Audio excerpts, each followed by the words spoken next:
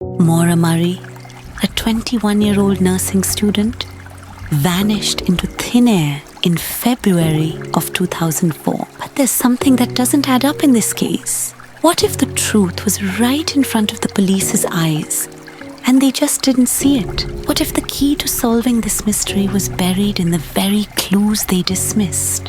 On February 9th, 2004, Maura Murray's life took a turn that no one saw coming. She crashed her car on a lonely stretch of Route 112 in Haverhill, New Hampshire. Stranded, she stood by the vehicle, apparently uninjured. A passerby stopped to offer help, but Maura declined, telling the stranger she had already called for help. But that was the last time anyone ever saw Maura. When the police arrived shortly afterward, Maura was gone. No sign of struggle, no sign of foul play, just an abandoned vehicle and the beginning of a mystery that would never be solved. The clues, they were right there. Her wallet, cell phone, and even her ID were found inside the vehicle. But most disturbingly, Maura left behind her credit cards and money. Why would she abandon everything and vanish into the wilderness? Investigators immediately began to sift through the evidence. But here's where it gets interesting. They knew she was under emotional distress. She had just lost her father and she had been struggling with personal issues. But the police didn't give this the attention it deserved. Was Maura trying to leave her life behind? Or had something more sinister occurred? A strange 911 call was made shortly after Maura's disappearance. The caller seemed to have intimate knowledge of the crash site. They were aware of the location before the police had even arrived.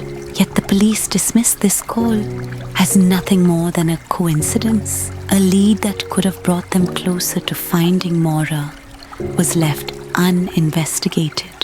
This crucial lead, one that could have revealed whether Maura was taken or if someone had seen something, was ignored. Why?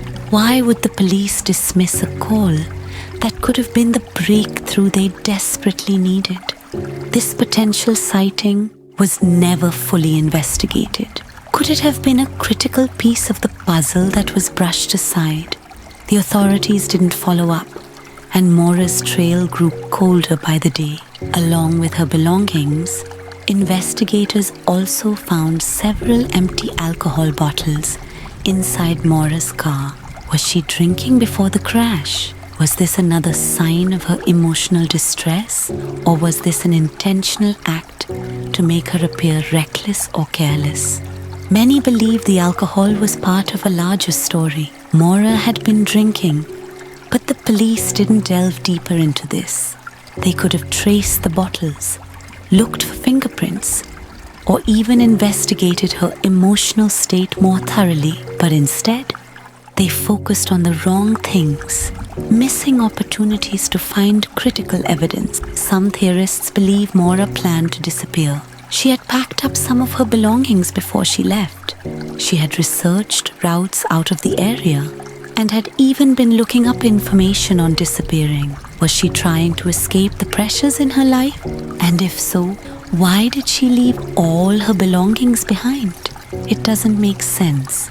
She could have just walked away and started a new life.